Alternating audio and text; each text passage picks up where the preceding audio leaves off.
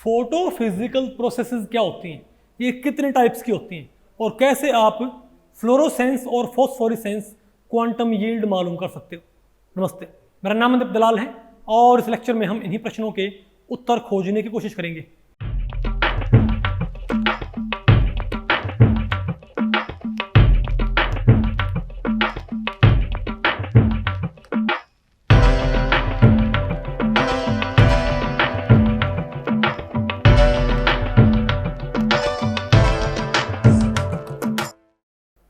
अब बताओ मैं क्या पढ़ना भाई,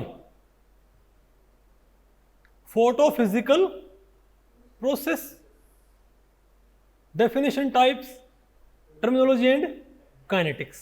ठीक है भाई, तो भाई अब आपने क्या पढ़ना है इस टॉपिक में कि फोटोफिजिकल प्रोसेस क्या होती है। ठीक है, उनके बारे में आपने स्टडी करना है, उनके बारे। तो भाई इस टॉपिक को हमने टोटल 3 सेक्शंस में डिवाइड किया है।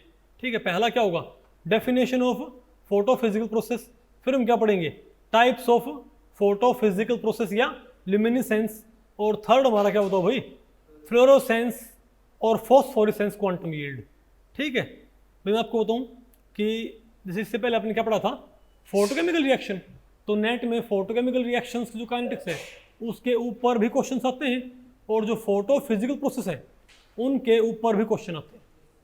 ठीक है बात, तो हम देखते हैं भाई, पहले हम देखते हैं कि अच्छा एक बात और, फोटोकेमिकल रिएक्शंस की जो स्टडी होती है उसे हम क्या बोल देते हैं, फोटोकेमिस्ट्री।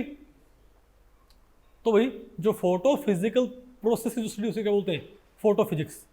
आपको भाई हम तो केमिस्ट्री पढ़ते हैं फिर भी, अरे भाई बहुत सारी बातें आपको फिजिक्स की पढ़नी पड़ती है, बात आपको पहले पढ़ी, तो इसको आप इसको देखिए क्वांटम मैकेनिक्स से बहुत सारे टॉपिक क्या फिजिक्स के मैथ नहीं होते क्या, लेकिन उन्हें हम केमिस्ट्री में पढ़ते हैं।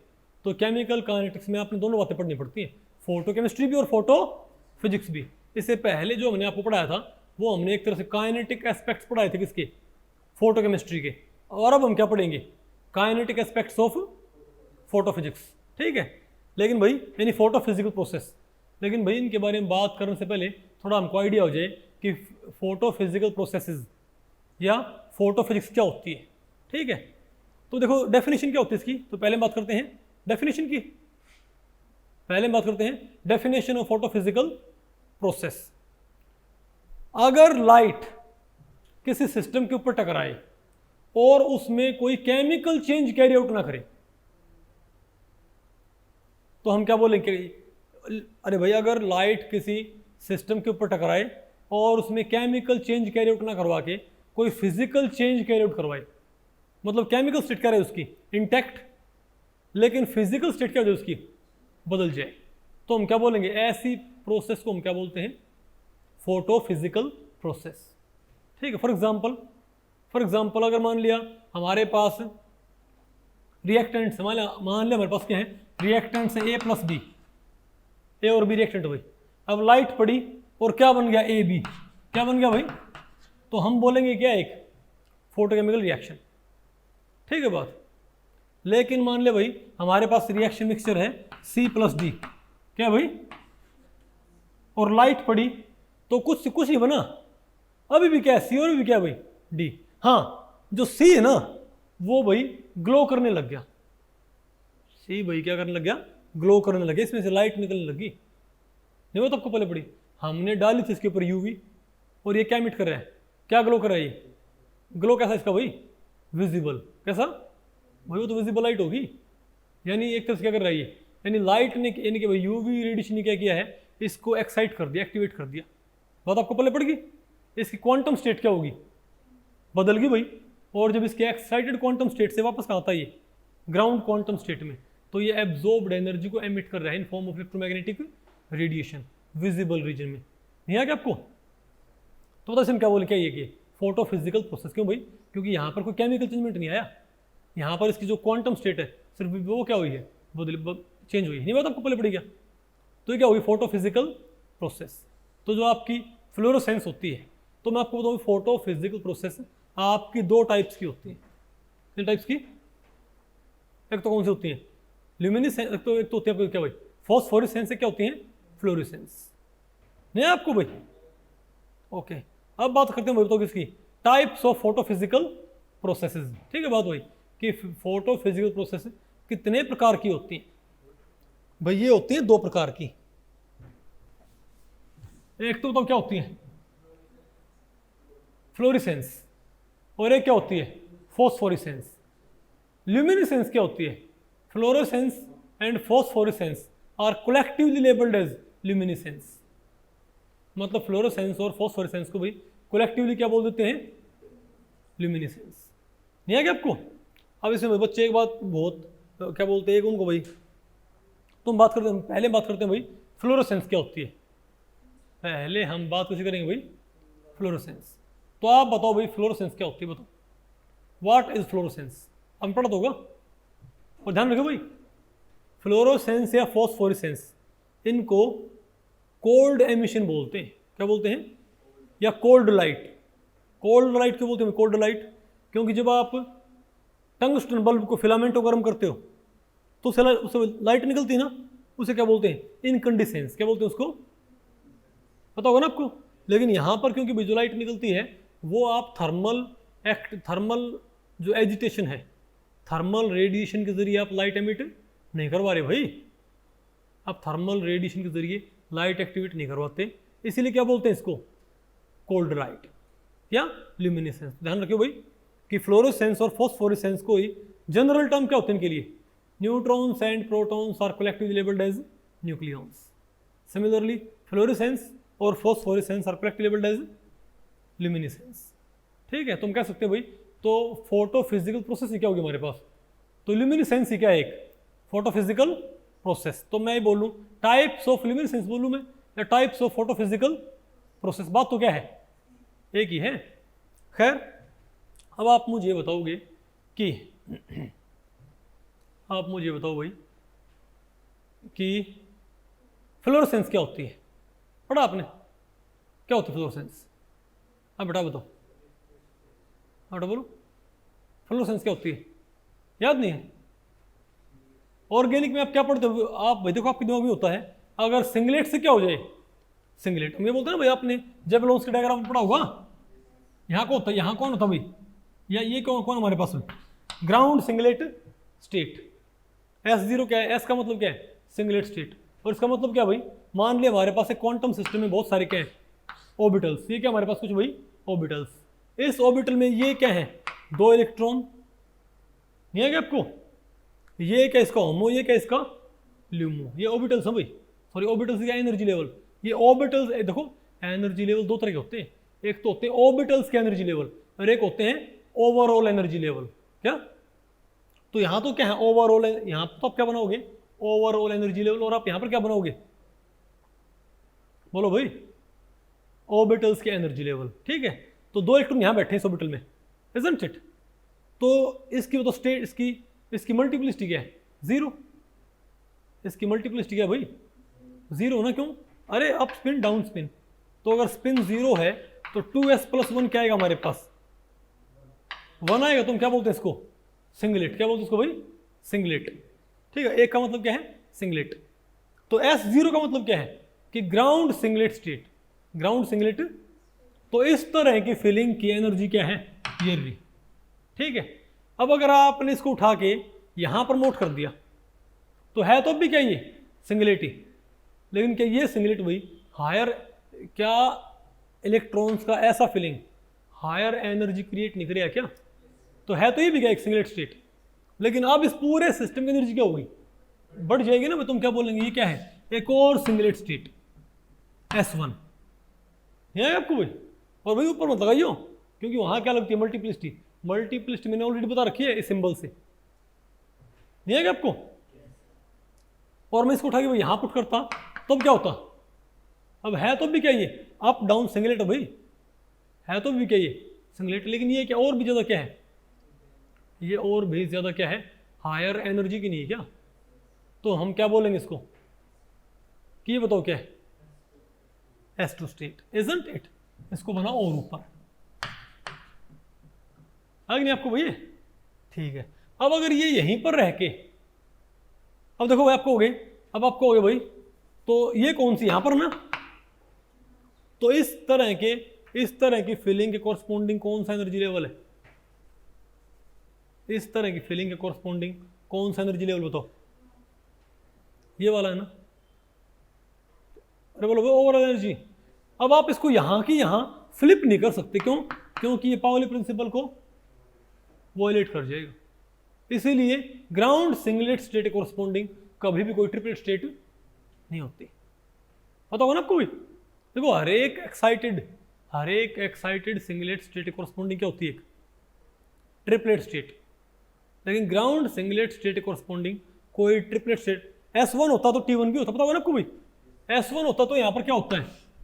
T1 भी होता है। S2 तो यहाँ पर क्या होता है भाई? T2 भी होता है, isn't it? लेकिन S0 होता तो क्या होता है? T0 नहीं होता, क्योंकि भाई उसके लिए आपने इसको यहीं पर क्या करना पड़ेगा? पैरेलल। और आपको पता है एक ऑर्बिटल में ये पैरेलल नहीं हो सकते, क्योंकि पाउली प्रिंसिपल को वॉयलेट कर जाएंगे, isn't it? तो इसको उठा के आप कहाँ पर मोट कर दो भाई? इसको उठा के। लेकिन आप इसको यहाँ तो आपने इसको यहाँ रखा, तो ये तो क्या सिंगलेट S1, लेकिन आप इसको यहाँ क्या कर दो? ऐसे पैरेलल कर दो। अब तो पॉसिबल ही है, अलग अलग ऑर्बिटल में क्या हो जाएंगे? पैरेलल हो जाएंगे। तो भाई पैरेलल होने से सिस्टम की एनर्जी क्या हो जाएगी? घट जाएगी। क्या हो जाएगी एनर्जी भाई? घट जाएगी। ओके, तो ये बताओ फिर क्या होगा?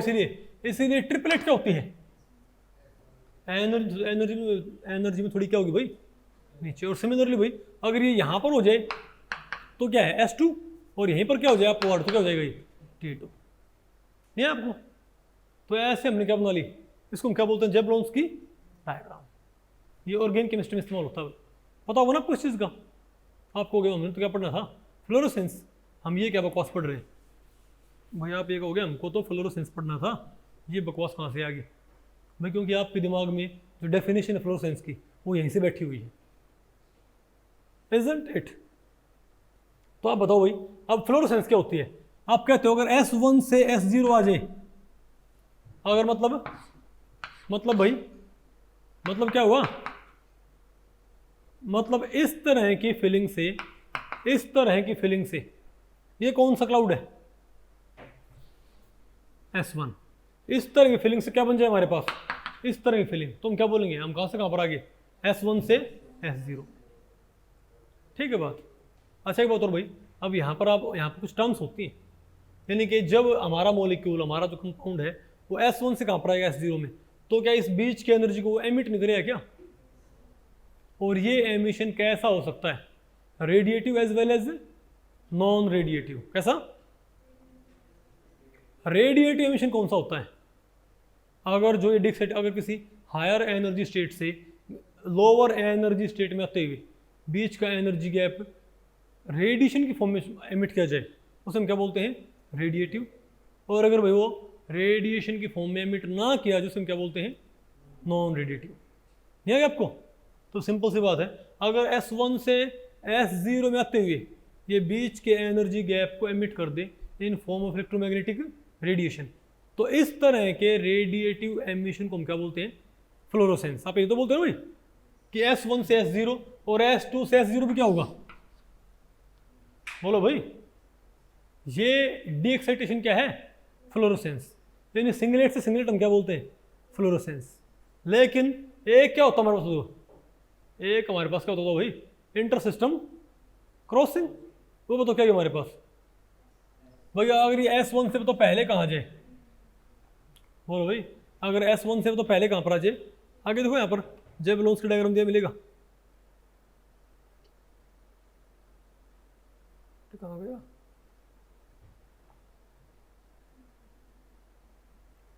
नजर आपको? अरे बोलो भाई, अगर सिंगलेट से कहाँ जाए? अरे भाई मैंने सिंगलेट के अंदर फिर मैंने और भी लेवल दिखा रखे हैं ये। अरे भैया तो आपको पता है एक इलेक्ट्रॉनिक लेवल में बहुत सारे क्या होते हैं? फर्दर लेवल नहीं होते क्या? वाइब्रेशनल वगैरह मान लो फिलहाल तो नहीं बात आपको पहले पड़ी, लेकिन मैंने यहाँ पर शो नहीं की सिंपलिसिटी के लिए। इसे हम क्या बोलते हैं? Inter system crossing. ठीक है, इसे हम क्या बोलते हैं? इंटर सिस्टम क्रॉसिंग बोलते हैं इसको। तो फिर अगर यहाँ से यहाँ पर आए ना, इसे हम क्या बोलते हैं? फॉस्फोरेसेंस। तो आपके दिमाग में जनरल डेफिनेशन क्या होती है कि ये क्या होगी? फ्लोरोसेंस क्या होती है कि कोई कहाँ से कहाँ पर आए? सिंगलेट से सिंगलेट। जैसे S1 से S0, S2 से S0 क्या है ये? फ्लोरोसेंस। और फॉस्फोरेसेंस क्या होती है? कि पहले क्या करके इंटर सिस्टम क्रॉसिंग करके S1 से कहाँ जाए अपनी कॉरस्पॉन्डिंग ट्रिपलेट स्टेट में। बोलो भाई, फिर ट्रिपलेट से कहाँ पर आए S0, तुम क्या बोलेंगे इसको? Phosphorescence, isn't it? यानी आप क्या मानते हो कि ट्रिपलेट टू सिंगलेट तो क्या होता है फॉस्फोरेसेंस, और सिंगलेट से सिंगलेट क्या होगा? फ्लोरोसेंस। भाई डेफिनेशन गलत है। क्या डेफिनेशन भाई? गलत। फॉर एग्जांपल अगर यही डेफिनेशन में लेके चलूं तो आप ये बताओ, मान लीजिए ये क्या है 7F2 और ये क्या 5D0, ना ये ट्रिपलेट ना ये सिंगलेट, ये है क्विंटेट, ये है हेप्टेट, इजंट इट? लेकिन यहां से यहां पर इसको पता क्या बोलते हैं? फॉस्फोरेसेंस। तो अगर यही होता भाई कि सिंगलेट टू सिंगलेट क्या होगा हमेशा? फ्लोरोसेंस, और ट्रिपलेट टू सिंगलेट क्या होगा? फॉस्फोरेसेंस। तो फिर ये फॉस्फोरेसेंस कैसी होगी? कुछ बात आपको पहले पड़ रही है? नहीं है क्या आपको? बोलो भाई। हाँ, ये फ्लोरोसेंस फॉस्फोरेसेंस है।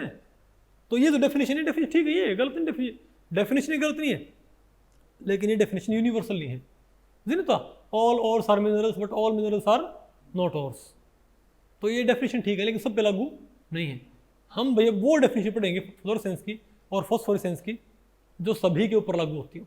क्या फ्लोरोसेंस क्या होती है? Immediate luminescence. क्या भाई? What is fluorescence? फ्लोरोसेंस क्या होती है भाई? If the average life time of excited state, क्या? If the average life time of excited state is very small, less than 10 raised to the power minus 4 second, it will be labelled as fluorescence. मान लिया अगर आपने कोई system excite किया, आपने किसी system पे लाइट डाली, मान लिया आपने डाली यूवी, ठीक है, और लाइट डालते ही और वो इमीडिएट क्या करता है? लाइट एमिट करता है, मतलब कोई डिले नहीं है। वो डिले भैया आपको ऐसे देखने पे नहीं मिलेगा। कई बार डिले बहुत ज़्यादा होता है, लेकिन कई बार डिले बहुत कम होता है, ठीक है। अगर वो डिले क्या बताओ भाई 10 की पावर माइनस 4 सेकेंड से कम है, 10 की पावर माइनस 4 भी नहीं, थोड़ा बल्कि उससे भी कम, -4 से क्या होना चाहिए भाई? नहीं आपको है 10 की पावर -4 सेकेंड से क्या है? कम है। तो हम क्या बोलते हैं? ये फ्लोरोसेंस। इसको क्या बोलेंगे? Immediate luminescence. मतलब ये अगर नैनोमीटर में है, क्या ये? अरे भाई अगर मान लिया, या फिर आप कह सकते हो कि एक्साइटेड स्टेट का लाइफ टाइम, मान लिया हमारे पास 2 स्टेट है, मान लिया हमारे पास क्या भाई 2 स्टेट्स हैं, ये स्टेट और ये स्टेट, ठीक है। आपने पार्टिकल्स को यहाँ से यहाँ पर क्या कर दिया? एक्साइट। तो पार्टिकल यहाँ से आप वही पहुँच गए ना? नहीं बात आपको पहले पड़ी। अब मानो इसमें ये ज़्यादा टाइम स्पेंड ना करते, जो पार्टिकल हैं यहाँ से अगर डीके क्या हो जाए, बहुत जल्दी हो जाए, यानी इस स्टेट का लाइफ टाइम क्या होगा? अगर इस स्टेट का लाइफ टाइम बहुत कम होएगा तो ये नीचे बहुत कहेंगे जल्दी आएंगे ना। अगर एक्साइटेड स्टेट का लाइफ टाइम बहुत कम हुआ तो पार्टिकल्स ऊपर ज़्यादा टाइम स्पेंड नहीं करेंगे ना, और भाई बहुत जल्दी पॉपुलेशन यहाँ पर घट जाएगी और मोस्टली पार्टिकल्स कहाँ जाएंगे? नीचे, इजंट इट? तो अगर इसका लाइफ टाइम क्या है? बहुत कम, इसको भी इसके लाइफ टाइम, इसके इस स्टेट के एवरेज लाइफ टाइम को हम क्या बोल देते हैं? डीके टाइम ही बोल देते हैं। क्या भाई? Decay time. क्यों भाई? क्योंकि ये डीके हो रहा है, यहाँ से क्या हो रही है? रेडिएटिव या नॉन रेडिएटिव डीके होने लगा। नहीं बात आपको पहले पड़ी क्या? नहीं समझे बात? बताओ मानो भाई, नहीं है ना आपको समझ? ठीक है। तो यहाँ पर अगर पार्टिकल बहुत कम समय स्पेंड करेंगे तो इमीडिएटली क्या आएगी? ल्यूमिनेसेंस। एक्साइट किया, इमीडिएटली क्या हमारे पास भाई? ल्यूमिनेसेंस। क्या बोलेंगे इसको? फ्लोरोसेंस। तुम कहेंगे fluorescence is nothing but immediate luminescence if the lifetime of the excited state, if the lifetime or decay time of excited state is very small, बोलो भाई, it is around, if it is about 10 raised, oh sorry, if it is in अरे micro seconds. क्या भाई? Micro seconds में, ये nano seconds में, तुम क्या बोलेंगे? ये बोलो भाई, क्या ये? फ्लोरोसेंस। समझ गए बात? अब होता क्या है, और अगर ये अब फॉस्फोरेसेंस क्या होगी? इसे बोलते हैं डिलेड एमिशन, क्या बोलते हैं, डिलेड ल्यूमिनेसेंस।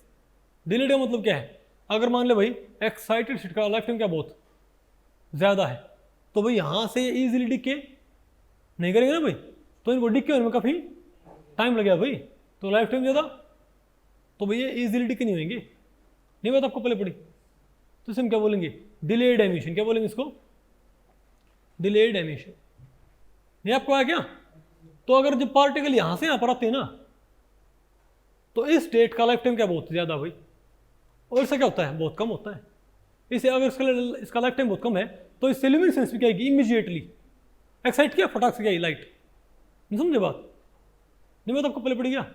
लेकिन इसका लाइफ टाइम क्या होता है, मिली सेकेंड्स में, मिली सेकेंड्स क्या भाई,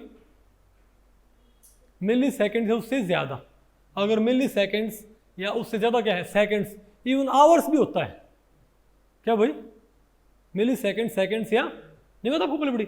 इसे हम क्या बोलेंगे, फॉस्फोरेसेंस। क्या बोलेंगे इसको, तो हम कह सकते हैं भाई कि इमीडिएट ल्यूमिनेसेंस क्या होती है, फ्लोरोसेंस, और डिलेड ल्यूमिनेसेंस क्या होती है, फॉस्फोरेसेंस।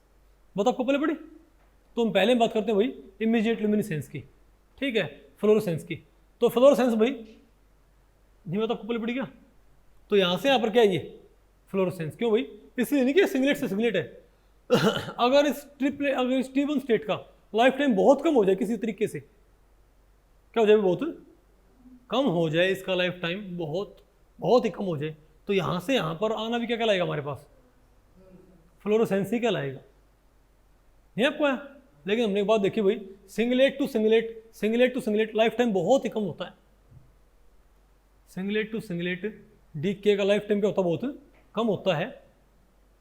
तो लाइफ टाइम अगर बहुत कम होता तो पक्की बात क्या है ये, हाँ ये एक ट्रेंड देखा गया कि सारी की सारी सिंगलेट टू सिंगलेट स्टेट का डीके बहुत फास्ट होता है, सिंगलेट स्टेट्स का, सिंगलेट एक्साइटेड स्टेट का लाइफ टाइम बहुत कम होता है।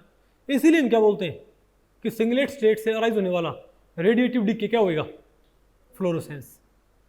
लेकिन भाई क्योंकि क्योंकि सभी का क्या होता है ये लाइफ टाइम कम होता है, तो हमारे दिमाग में क्या परसेप्शन बन गया कि सिंगलेट टू सिंगलेट को ही क्या बोलते हैं, फ्लोरोसेंस। ये डेफिनेशन होती है फ्लोरोसेंस की, नहीं आपको है, सिंगलेट टू सिंगलेट का लाइफ टाइम कम होता है, इसीलिए क्या बोलते हैं इसको, फ्लोरोसेंस। क्योंकि लाइफ टाइम होता है असली बात कि फ्लोरोसेंस है कि नहीं है। क्या क्या चम्मू,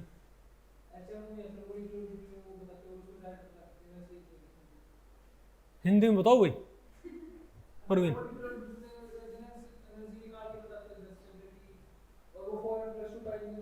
हाँ बिल्कुल, अब ठीक है, अब कोरिलेशन आ गई, ठीक है ना बात वही। तो बताओ भाई, हम अब देखते हैं फ्लोरोसेंस की, देखते हैं कुछ। अच्छा भाई, लाइफ टाइम बल्कि नैनो सेकंड्स में कहाँ हो, बताओ, नैनो सेकंड्स में क्या हो लाइफ टाइम। तो इसके लिए आप एक बात देखिए भाई, अब यहाँ पर हमने एक भाई, अरे भाई एक हमने टिपिकल क्या बनाया ये जेबेलोन्स की डायग्राम, क्या बताने के लिए। अब भाई अब एक तुम क्या देखेंगे, फ्लोरोसेंस ऑर्गेनिक सिस्टम्स के अंदर, और एक फ्लोरोसेंस इनऑर्गेनिक सिस्टम्स के अंदर। अब ऑर्गेनिक सिस्टम्स के अंदर क्या होता है भाई, क्योंकि यहाँ पर ज़्यादा कोई मल्टीप्लिसिटी होती नहीं, ऑर्गेनिक कंपाउंड्स में क्या होता है भाई, ज़्यादातर रोज दो ही क्या होती हैं मल्टीप्लिसिटीज, कौन कौन सी, सिंगलेट या ट्रिपलेट। तो बाकी मल्टीप्लिसिटीज यहाँ पर क्या भाई इतना इंपॉर्टेंट नहीं है। तो क्या होता है, बोलो भाई, एक बात देखिए, तो ऑर्गेनिक डायग्राम में क्या होगा, सिंगलेट टू सिंगलेट क्या हो जाएगा, फ्लोरोसेंस, सिंगलेट सिंगलेट फ्लोरोसेंस। नहीं आएगा आपको भैया, क्योंकि सिंगलेट स्टेट्स का लाइफ टाइम क्या होता है, बहुत कम होता है। ये बात आपको यहाँ पे नजर आ रही होगी, देखो, बोलो भाई, S2 से S1 में आ जाइए तो क्या होगा, इंटरनल कन्वर्जन। क्या है इंटरनल, अरे तो क्या इंटरनल कन्वर्जन। लेकिन भाई पहले आप एक काम करो, अब बताओ पहले S0 से S1 जाएं या S0 से S2 जाएं, क्या होगा वो, एब्जॉर्प्शन। लेकिन अब S1 से S2 से पहले कहाँ पर आगे, S1 में क्या है इंटरनल कन्वर्जन, फिर अब S1 से कहाँ पर आओगे, अरे बोलो भाई S0 में। तो ये बताओ क्या होगा हमारे पास, फ्लोरोसेंस। नहीं आएगा आपको। लेकिन अगर हम बात करूं बताओ किसकी भाई, इनऑर्गेनिक सिस्टम में फ्लोरोसेंस देखने की, क्योंकि आपका जो ये लॉजिक है ना सिंगलेट ट्रिपलेट वाला, ये भाई इनऑर्गेनिक सिस्टम पे लागू नहीं होता, समझे बात। तो आप कोई इनऑर्गेनिक सिस्टम देखो भाई जहाँ पर फ्लोरोसेंस होती हो, तो उसमें भाई मैं आपको बताऊँ, लैंथेनाइड्स में एक ही लैंथेनाइड आई थिंक जिसमें क्या होती है फ्लोरोसेंस। कौन सा? सीरियम। कौन सा भाई? सीरियम। Cerium 3 positive. क्या बताओ भाई, यहां पर मैंने किसके लेवल बनाए हैं? ये सीरियम 3 पॉजिटिव के। तो बताओ भाई सीरियम 3 पॉजिटिव के लेवल्स में क्या है? ऊपर क्या बताओ भाई? 5D। ऊपर क्या हमारे पास? ये 5D ऑर्बिटल भाई। इसमें फिर क्या टर्म सिंबल? अरे भाई ये तो टर्म सिंबल किसके हैं? नहीं आ गया आपको? ये सीरियम का इलेक्ट्रॉनिक कॉन्फ़िगरेशन क्या होता है भाई? सीरियम 3 पॉजिटिव का इलेक्ट्रॉनिक कॉन्फ़िगरेशन क्या होता है? 4f1। क्या होता है? 4f1 होता होगा। तो अगर 4f1 से 5d1 बना दूं, इलेक्ट्रॉन को मैंने कहां पर नोट कर दिया? 4f1 से 5d1। तो 4f1 का टर्म सिंबल क्या होगा? एक इलेक्ट्रॉन f में है, एक इलेक्ट्रॉन कहां पर? f में होगा। तो टर्म सिंबल क्या है हमारे पास? बोलो भाई। +2 +3 +2 +1 0 -1 -2 -3। तो क्या LZ क्या है मेरे पास? +3 आ गया। तो L कितना आ गया? 3। S कितना है? हाफ। L 3 तो क्या है मेरे पास? ये कितना है? F आ गया भाई। और स्पिन क्या है? हाफ। तो हम क्या बोलेंगे? हम क्या बोलेंगे इसको भाई? 2 क्या इसकी मल्टीप्लिसिटी? तो हम क्या बोलेंगे यहाँ पर? यहाँ पर क्या है मेरे पास? बोलो भाई। 2f। नहीं आया क्या? अब तो जब मैंने इसको कहाँ पर नोट कर दिया? 5D में। अब तो 5D का टर्म सिंबल क्या होगा? एक इलेक्ट्रॉन है डी सब शेल में। D1 का क्या होता है कॉन्फ़िगरेशन? D1 का टर्म सिंबल क्या होता है? D1 का टर्म सिंबल क्या बेटा? 2D। वेरी गुड, बहुत अच्छे। तो ये क्या है मेरे पास? 2D आ गया। क्या गया ये? तो 2D से 2f, 2D से 2f। ये किसने बनाया? ये किस कॉन्फ़िगरेशन ने बना रखा है? इसको मैंने भाई LS कपलिंग से तोड़ा नहीं है, बाकी वो भी होएगा। ये तो क्या होगा? ये 4f1 से बना है, ये 5D1 से बना है। तो यहां से यहां पर तो क्या हुआ? ये बोलो भाई 2D। नहीं आया क्या आपको? 2f। तो ये क्या है? फ्लोरोसेंस। क्या है ये? फ्लोरोसेंस है। ये मैं सोचिए भाई अब ट्रिपलेट टू, अरे भैया ये ट्रिपलेट है, ये डबलेट। बात आपको पहले पड़ी?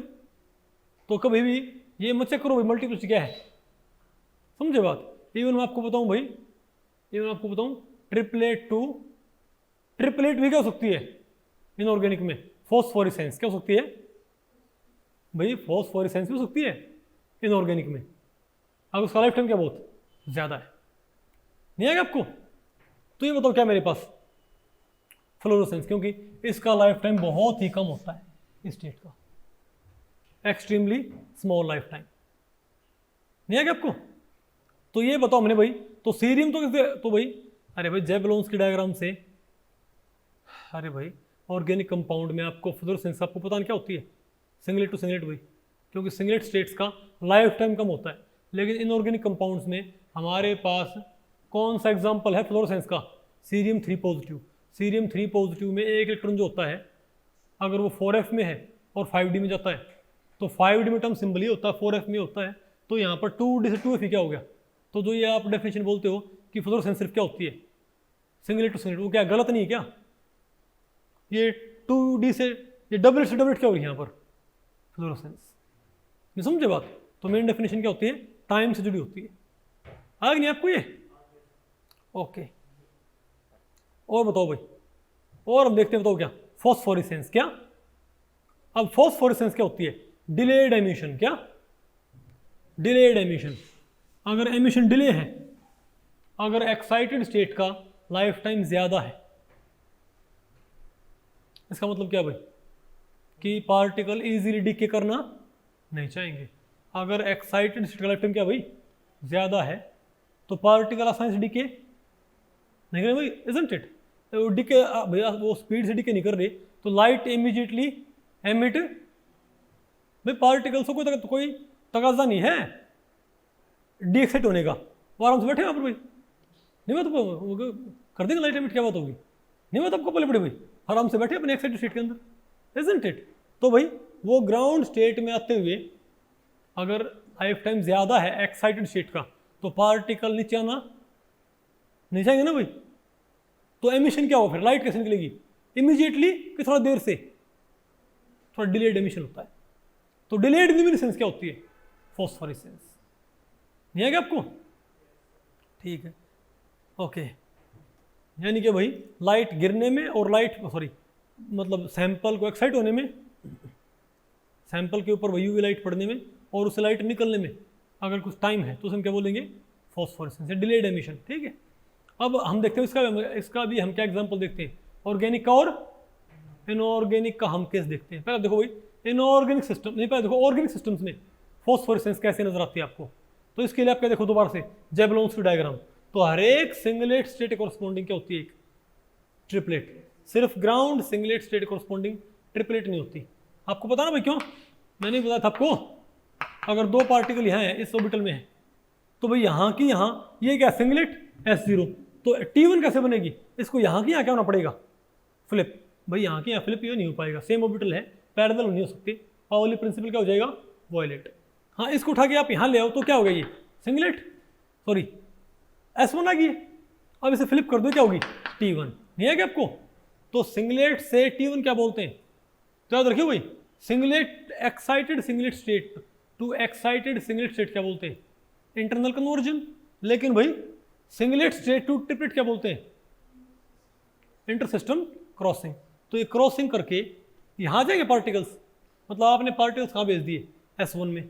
अब S1 से पहले कहाँ पर आ रहे हैं वो, T1 में। अब T1 से तो कैसे आएंगे वो, S1। तो ये क्या भाई, तो इसका लाइफ टाइम कम होता है, तो फिर यहाँ से सीधे आया तो क्या फ्लोरोसेंस, लेकिन इसका लाइफ टाइम क्या होता है ज़्यादा, तो यहाँ से पहले यहाँ पर आगे फिर यहाँ से यहाँ पर आएंगे ना, तो क्या हुआ, डिलेड एमिशन। नहीं आएगा आपको, क्या बोलेंगे इसको, फॉस्फोरेसेंस। नहीं आना आपको, नहीं बात आपको पहले पड़ी। और ध्यान रखिए भाई मैंने ये सिंगलेट क्या बना, एक सिंगल लाइन से, लेकिन ये एक सिंगल लाइन ना हो कि क्या यहाँ पर भी क्या है, मल्टीपल लाइन। क्योंकि आपको पता हर एक इलेक्ट्रॉनिक स्टेट के कॉरस्पॉन्डिंग बहुत सारी क्या होती हैं, वाइब्रेशनल स्टेट, पता होगा ना आपको। तो हम कलेक्शन ऑफ स्टेट्स को हम क्या बोलते हैं, एक electronic level, collection of energy levels हम क्या बोलते हैं, एक इलेक्ट्रॉनिक एनर्जी लेवल। नहीं है क्या आपको, अरे बोलो भाई, वो तो फिर क्या ये देखो आप, ये क्या है। अच्छा एक बात और आपको बताऊं भाई, रेडिएटिव एमिशन और नॉन रेडिएटिव एमिशन में एक कोरिलेशन होता है, बताओ क्या। अगर दो स्टेट्स का गैप बढ़ जाएगा ना भाई, किसी स्टेट से रेडिएटिव डीके और नॉन रेडिएटिव डीके की जो क्या होती हैं प्रोबेबिलिटीज, रेडिएटिव और नॉन रेडिएटिव डीके की प्रोबेबिलिटी क्या होती है भाई, डिपेंड करती है एनर्जी गैप के ऊपर। अगर एनर्जी गैप क्या होगा ज़्यादा, अगर इस स्टेट, अगर ये क्या है नीचे लेवल, ये क्या है ऊपर लेवल, अगर गैप क्या होगा ज़्यादा तो इस लेवल से पार्टिकल्स के रेडिएटिवली डिके होने के चांसेस बढ़ जाएंगे। अगर गैप ज़्यादा होगा ना भाई, क्योंकि ऊपर से नीचे पार्टिकल हीट एमिट करके भी सकते हैं, ज़रूरी नहीं कि पार्टिकल ऊपर से नीचे कैसे आएगा, हमेशा रेडिएशन एमिट करके आएगा। वो भाई फोटोन एमिट करके तो हो सकता है, वो फोनोन एमिट करके भी हो सकता है। क्या, अरे भाई जो मॉलिक्यूल है वो एक्साइटेड स्टेट से, मॉलिक्यूल एक्साइटेड स्टेट से ग्राउंड स्टेट में फोटोन एमिट करके भी आ सकता है, और वो फोनोन एमिट करके भी आ सकता है। फोटोन क्या होता है, लाइट का पैकेट, और फोनोन क्या होता है, वाइब्रेशन पैकेट। क्या होता है, तो अगर मान लो भाई वो फोटोन एमिट करके आया लाइट का पैकेट, तो क्या बोलते हैं उसको, रेडिएटिव एमिशन। और वो अगर भाई वाइब्रेशनल पैकेट रिलीज करके आता है डाउनग्रेड, उसे हम क्या बोलेंगे, नॉन रेडिएटिव डी एक्साइटेशन या रिलैक्सेशन। बात आपको पहले पड़ी नहीं, आपको समझ आया? तो मैं आपको बताऊं भाई, इनमें उल्टी कोरिलेशन होती है। अगर फोनोन एमिशन क्या होता है, सपोर्ट, तो फोटोन एमिशन क्या होता है, अपोज। और फोनोन एमिशन अपोज होता है, तो फोटोन एमिशन क्या होगा, इसको बोलते हैं एनर्जी गैप लॉ। क्या भाई, ये कहता है अगर दो लेवल के बीच में गैप जितना ज्यादा होगा उतना ही ज्यादा यहां से पार्टिकल्स के यहां पर रेडिएटिवली आने के चांसेस क्या हो जाएंगे, बढ़ जाएंगे। गैप कम होगा ना तो भाई क्या होगा, उतना ही नॉन रेडिएटिव डी एक्साइटेशन यानी कि हीट की फॉर्म में, वाइब्रेशनल पैकेट्स की फॉर्म में एनर्जी रिलीज के चांसेस बढ़ जाएंगे। नहीं बात आपको पहले पड़ी। इसलिए क्या होता है भाई, अगर मान लिया आप देखो भाई, अगर यहाँ से यहाँ पर हमारे पास क्या है, ये दो गैप है, ये क्या मान लिया E0, ये क्या E1 और ये क्या बताओ भाई E2। मान लिया आपने भाई मॉलिक्यूल कहाँ से कहाँ भेज दिया, E0 से E2 भेज दिया, E0 से आपने E2 भेज दिया भाई। तो E2 से E1 का गैप क्या बहुत कम नहीं है क्या भाई, E2 से E1 का गैप क्या बहुत कम है। तो भाई यहाँ पर यहाँ से यहाँ पर जब आएगा ये, तो रेडिएटिव एमिशन के चांसेस क्या होंगे, बहुत कम होंगे भाई। क्यों, गैप बहुत कम है। कम गैप पे चीज़ें कैसे जाना चाहेंगी, नॉन रेडिएटिवली। नहीं समझे बात। तो फिर क्या होगा, यहाँ से यहाँ पर ये मोस्टली कैसे आएंगे, नॉन रेडिएटिवली। लेकिन ये गैप बहुत क्या होगा भाई, ज़्यादा हो गया। अब ये मोस्टली कैसे आएंगी, रेडिएटिवली। तो ज़्यादा गैप भाई, अगर एक्साइटेड स्टेट में और ग्राउंड स्टेट में गैप ज़्यादा है तो रेडिएटिव एमिशन के चांसेस बढ़ जाएंगे। अगर एक्साइटेड स्टेट और भाई हायर एनर्जी स्टेट और लोअर एनर्जी स्टेट में गैप कम है तो नॉन रेडिएटिव एमिशन के चांसेस बढ़ जाएंगे। ध्यान ना आपको ये। ओके, तो भाई अब बताओ हम क्या पढ़ते हैं। अरे भाई आप क्या पढ़ रहे थे, फॉस्फोरेसेंस। अब पढ़ो आप फॉस्फोरेसेंस किसके अंदर है, बताओ, बोलो भाई। अब आपने फॉस्फोरेसेंस पढ़नी किसके अंदर, तो इनऑर्गेनिक सिस्टम्स के अंदर। कहाँ पर भाई, इनऑर्गेनिक के अंदर। तो आप एक काम करो भाई, आप एक बार यूरोपियम 3 पॉजिटिव आप क्या बनाओ, एनर्जी लेवल डायग्राम। आप ट्राई वैलेंट यूरोपियम का क्या बनाओ भाई, एनर्जी लेवल डायग्राम बनाओ। तो ये क्या है यूरोपियम का, 7Fj लेवल। भाई ये एक लेवल है इसका पूरा, ये पता होगा ना 7F। कौन सा ये भाई, यूरोपियम क्या होता है, यूरोपियम 3 पॉजिटिव क्या होता है, EU3 पॉजिटिव क्या होता है भाई, F6 होता होगा। क्या होता है ये, F6 क्या होता है ये। तो इसका ग्राउंड 4F6, इसका ग्राउंड सिस्टम सिंबल क्या होगा, 7F। 4F6 क्या होता है इसका इलेक्ट्रॉनिक कॉन्फ़िगरेशन। तो 7F क्या होगा इसका ग्राउंड स्टेटम सिंबल। तो 7F को आप LS कपलिंग से तोड़ियो, 7F को आप LS कपलिंग से तोड़ो। बताओ क्या हमारे पास ये, अरे भाई यूरोपियम 3 पॉजिटिव में F6 कॉन्फ़िगरेशन होता होगा। इसमें कितनी माइक्रोस्टेट हैं, 3003। कितनी होती हैं, 3003 माइक्रोस्टेट हैं, जो बहुत सारे टर्म सिंबल में क्या रखी हैं, डिस्ट्रीब्यूट। ठीक है बात। अब आप ये मानो उन बहुत सारे टर्म सिंबल में से सबसे नीचे कौन सा हमारे पास, 7F। बोलो भैया तो कौन सा है, 7F0, 7F1, 7F2, 3, 4, 5, 6। फिर ये कौन सा है, 5D0, 5D1, 5D2, 5D3, 7L6, 5L7, 5D4, 5L10। और भाई और भी हैं और भी हैं और भी, पर बहुत सारे हैं, नहीं है क्या आपको। लेकिन आप ध्यान से देखो भाई, आप ये देखो, तो जब आपने आप ये देखो भाई, आपने इसको एक्साइट कहाँ से कहाँ पर किया है, आपने ट्राई वैलेंट यूरोपियम को आपने कहाँ से कहाँ एक्साइट कर दिया, बताओ। 7F0 से मैंने इसको कहाँ पहुँचा दिया, बताओ कहाँ पर भाई, बताओ। 5L6 में भाई कहाँ पहुँचा हमने इसको, 5L6 में। देखो भाई अब 5L6 से जो ये डैश है, ये गैप काफ़ी कम होते हैं भाई इनमें। तो डैश का मतलब क्या है कि ये कैसे आए हैं, नॉन रेडिएटिवली क्या हो रहा है भाई, क्या हो रही है, डाउनग्रेड। नहीं है क्या आपको, अरे बोलो भाई। तो क्या होगा हमारे पास ये, लेकिन सारे आके फिर कहाँ बैठ गए, 5D0 में। भाई काफ़ी सारे फिर कहाँ के बैठ गए, 5D0 में से फिर ये नीचे नॉन रेडिएटिवली क्यों नहीं आए, क्योंकि 5D0 और उससे जस्ट नीचे जो लेवल है उसमें गैप बहुत ज़्यादा। तो कैसा मिशन आना चाहिए हमारे पास अब, रेडिएटिव, इजंट इट। तो बताओ क्या, बोलो भाई। तो आप ध्यान से बस ये बात देखो भाई, आप ये बताओ फिर क्या हमारे पास। तो 5D0 से क्या रहा है बताओ, ये क्या 5D0, ये क्या बताओ 7F0। तो यहाँ से यहाँ भी आना क्या है, फॉस्फोरेसेंस। और अगर ऊपर वाले लेवल से आ जाए, इसे देखा यहाँ पर भाई ये गैप ज़्यादा है 5D1 से। अरे भाई क्या इन लेवल से इन लेवल का गैप क्या काफ़ी ज़्यादा नहीं क्या। तो मैंने क्या बनाई है, सॉलिड लाइन। ये क्या है, फॉस्फोरेसेंस। क्या है ये, फॉस्फोरेसेंस। और देखो भाई फॉस्फोरेसेंस का मतलब ये नहीं होता कि ट्रिपलेट टू सिंगलेट, क्योंकि हम कहाँ से कहाँ पर आ रहे हैं बताओ, 5D। आप 5D से कहाँ पर आ रहे, देखो 5D से आप कहाँ पर आ रहे हो बताइए भाई, बताओ बताओ, 7F में। तो ना तो क्या है ये ट्रिपलेट टू सिंगलेट, 5D से 7F नहीं है क्या आपको, लेकिन इसका लाइफ टाइम क्या होता है, काफ़ी ज़्यादा होता है, मिली सेकेंड में होता है। 5D स्टेट का लाइफ टाइम क्या होता है, मिली सेकेंड्स में। तुम क्या बोलेंगे, फॉस्फोरेसेंस, डिलेड एमिशन, ये बात आपको पहले पड़ गया। तो भाई मोस्टली ट्राईवेलेंट लैंथेनाइड क्या शो करते हैं, फॉस्फोरेसेंस, है ना आपको ये। अरे बोलो भाई, तो आपको इनका भाई मालूम पड़ गया सारा कुछ ये।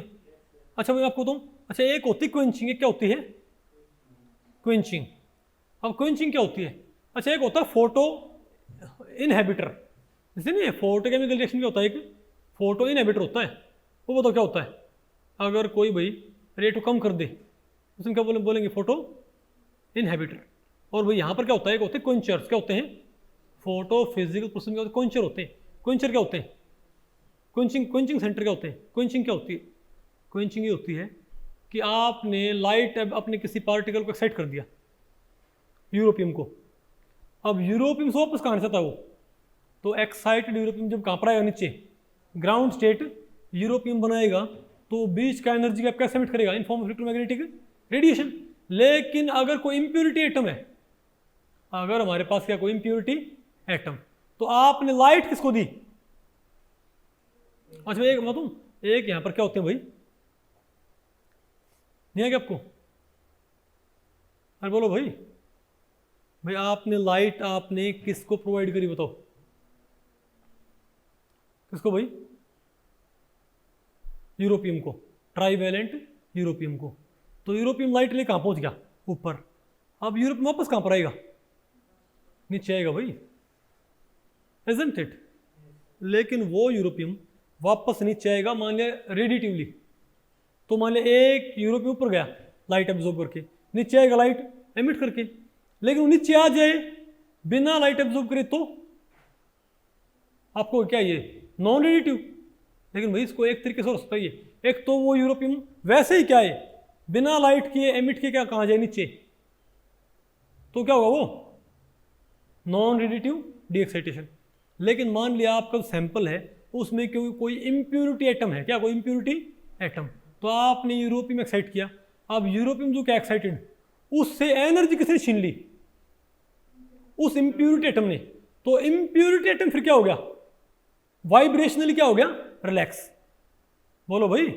लेकिन जो मेटल सेंटर हमारा, जो हमारा एक्टिव सेंटर है यूरोपियम, उसने तो एनर्जी किसको दी है, एक तरह से इंप्योरिटी को। ये बात आपको पहले पड़ी। तो हमने एक्साइट किसे किया है, यूरोपियम को। लेकिन सारा यूरोपियम क्या नहीं हो पाए, लेकिन उसमें से भाई कुछ यूरोपियम कैसे डीएक्साइट हो, बिना लाइट एमिट किए। कैसे कि उन यूरोपियम से कोई इंप्योरिटी एटम क्या कर ले, एनर्जी उनसे छीन ले। समझ गए बात। तो यूरोपियम क्या हो गया, डीएक्साइट, और वो एटम क्या हो गया, एक्साइट। अरे मान लिया भाई क्यों क्या है, इंप्योरिटी, और भाई हमारा एक्टिव सेंटर क्या है, मान लिया फ्लोरोसेंट सेंटर क्या है, एफ। बोलो भाई। तो आपने इसको आपने एफ क्या बना दिया, एफ स्टार। क्या बना दिया, एफ स्टार। अब एफ स्टार नीचे आएगा तो क्या एमिट करेगा, लाइट। लेकिन एफ स्टार एफ हो जाए और ये क्या बन जाए, क्यू स्टार। बोलो भाई। तो हम क्या बोलें, क्या बोलें क्यू को, ये क्या है, क्वेंचिंग सेंटर। क्या ये क्वेंचिंग सेंटर, नहीं है ना आपको ये भी, नहीं पल्ले पड़े बात। और क्या बताओ क्या पढ़ते हैं भाई, फ्लोरोसेंस और फॉस्फोरेसेंस क्वांटम यील्ड। भाई देखो यहाँ पर लिखा हुआ है क्वांटम यील्ड, लेकिन होती है क्वांटम एफिशिएंसी। क्या होती है, क्वांटम एफिशिएंसी।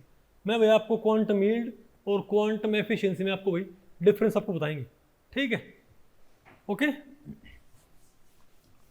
अब आपने पढ़ना भाई ल्यूमिनिसेंस, फोटोल्यूमिनिसेंस क्वांटम यील्ड, चाहे वो कौन सा भी हो, चाहे फ्लोरोसेंस क्वांटम यील्ड हो, चाहे क्या हो फॉस्फोरेसेंस क्वांटम यील्ड।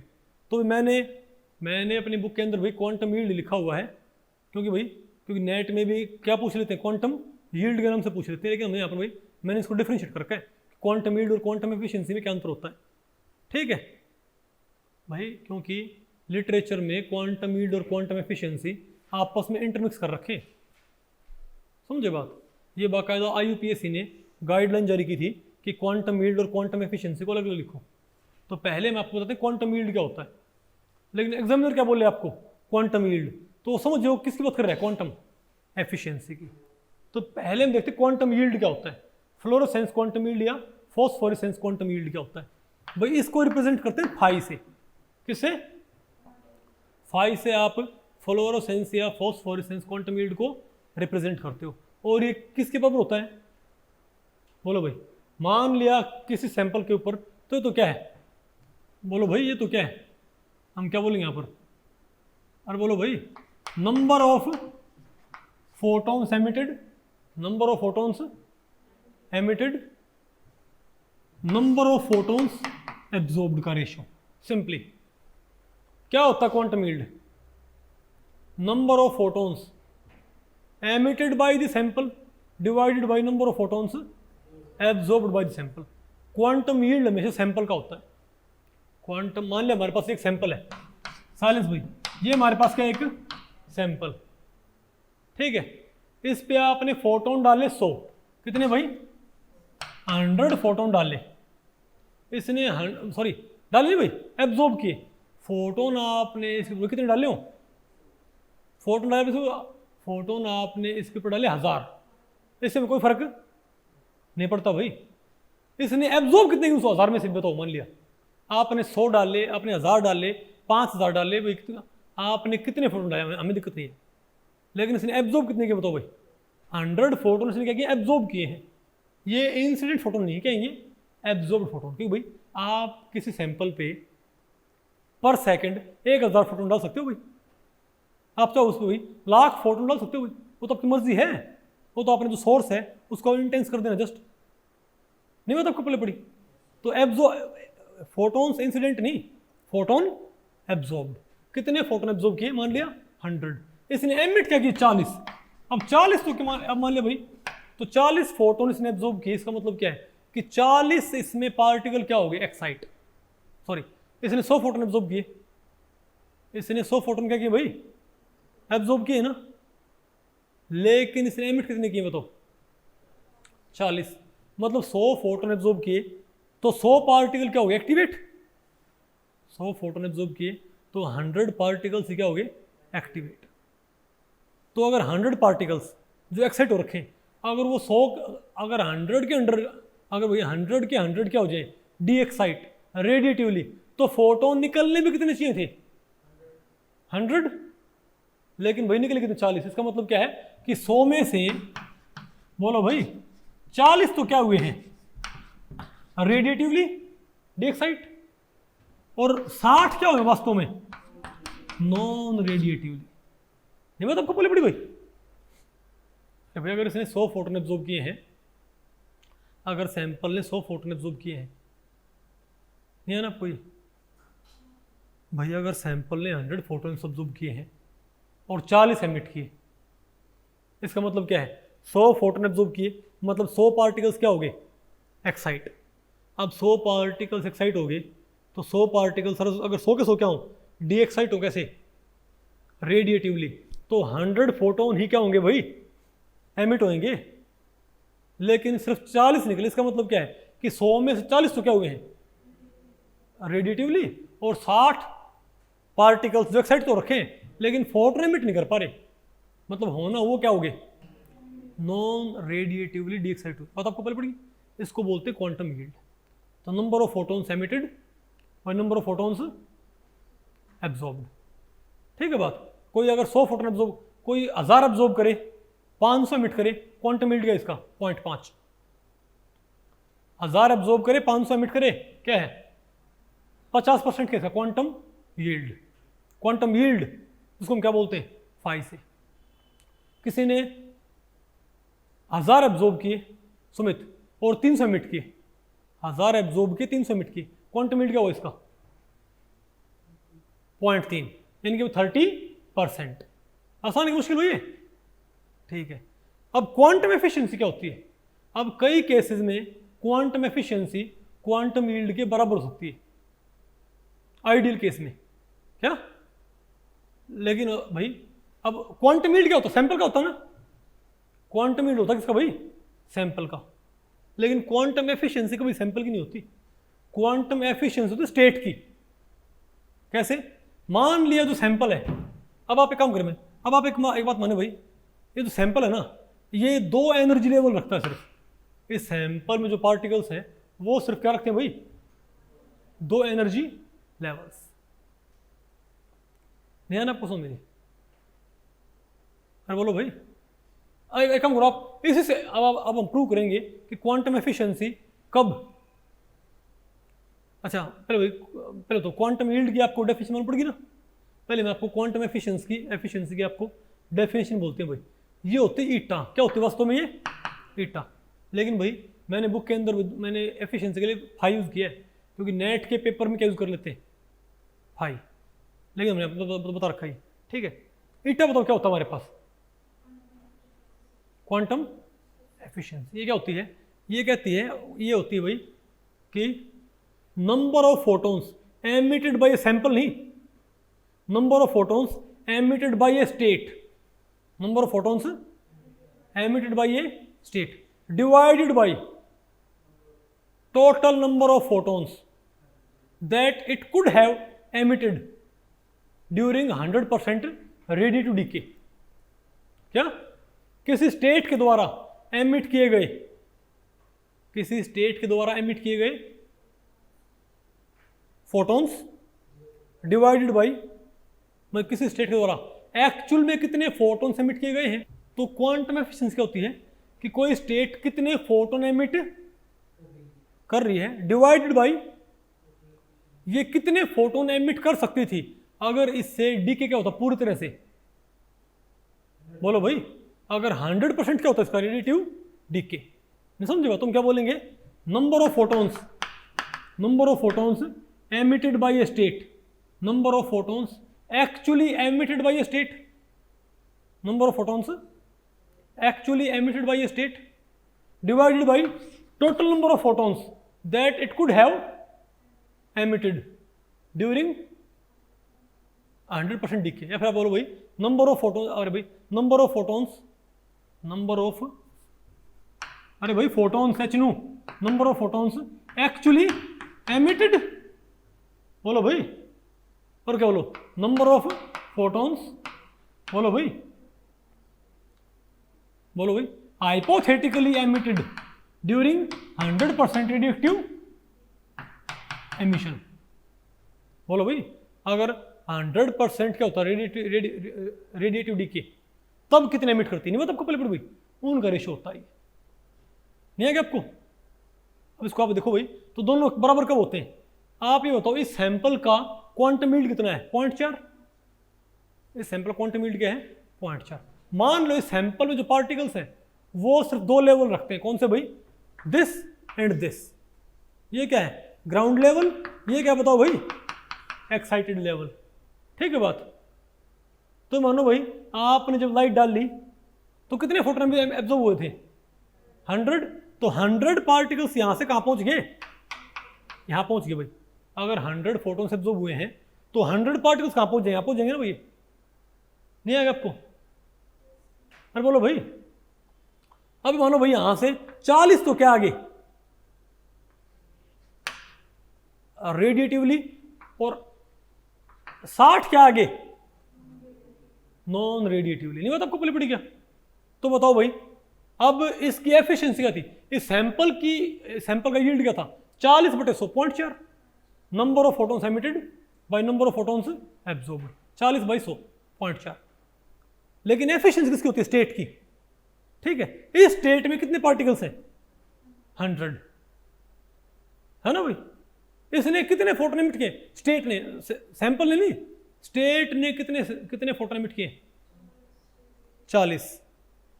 ये भाई कितने एमिट कर सकती थी? भैया क्योंकि यहां पर एक E2 में 100 पार्टिकल्स बैठे हैं, तो ये वास्तव में चाहती, तो भैया चाहती नहीं। बोलो भाई, ये भाई 100 एमिट कर जाती अगर क्या होता? 100% रेडियोएक्टिव डीके। नहीं है क्या आपको? तो बताओ भाई इस स्टेट ने कितने फोटोन एमिट किए? 40। और ये कितने एमिट कर सकती थी? 100। तो इसकी एफिशिएंसी क्या है? तो यहाँ पर ईटा भी क्या है? पॉइंट से। तुम क्या बोलेंगे? इस सैंपल का यील्ड भी क्या इस केस में? 0.4। और इस सैंपल की एफिशिएंसी भी, सॉरी इस सैंपल की नहीं, स्टेट की एफिशिएंसी भी क्या है? 0.4।